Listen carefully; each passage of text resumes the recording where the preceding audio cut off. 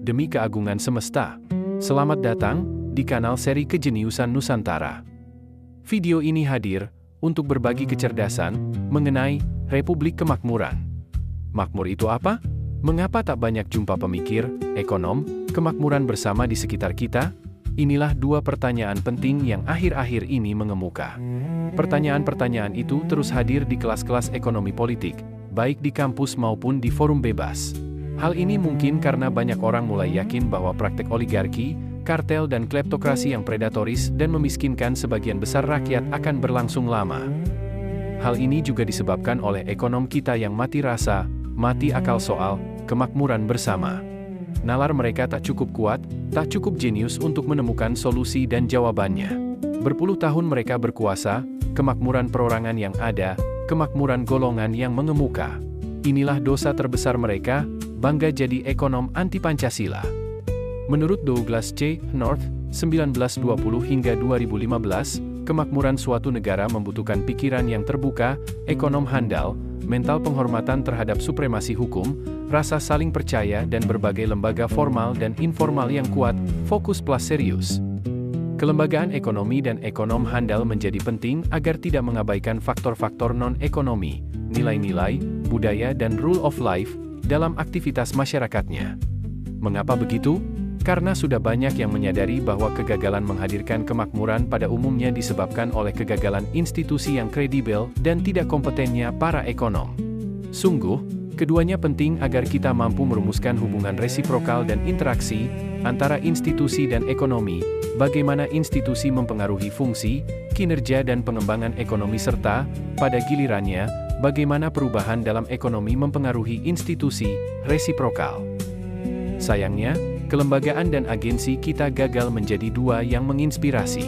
Pada lembaga terjerat birokratisme dan feodalisme. Pada agensinya terjerat kemiskinan narasi dan minus kejeniusan. Singkatnya, lembaga dan ekonom kita bukan entitas jenius inovatif. Kehadiran mereka tidak memotivasi dan tidak menjadi pencerah sekitarnya. Sebaliknya, mereka berpikir dan memimpin dengan memberi contoh yang buruk dan tertutup, anti-inovasi.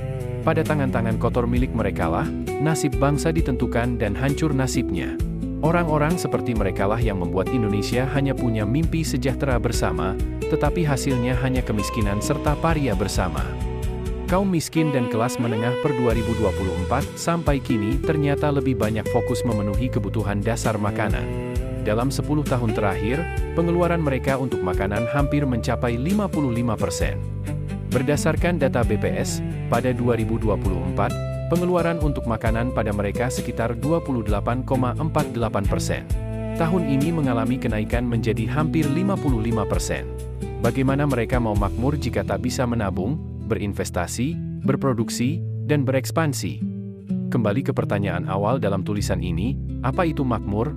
Kita bisa menjawabnya dengan mendefinisikan bahwa makmur berarti sejahtera lahir batin, serba keberlimpahan, dan tidak kekurangan apapun. Sebuah keadaan minimal yang mencukupi kebutuhan dasar dan menengah di mana keadaan itu kita merasa puas, tentram plus bahagia.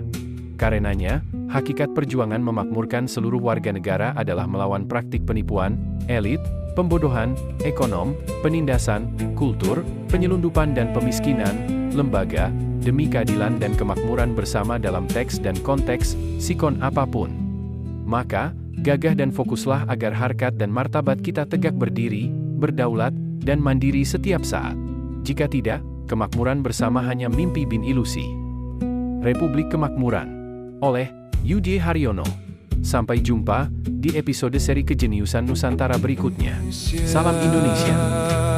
Garuda memanggil kita.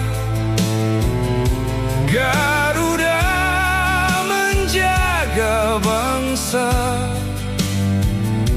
Garuda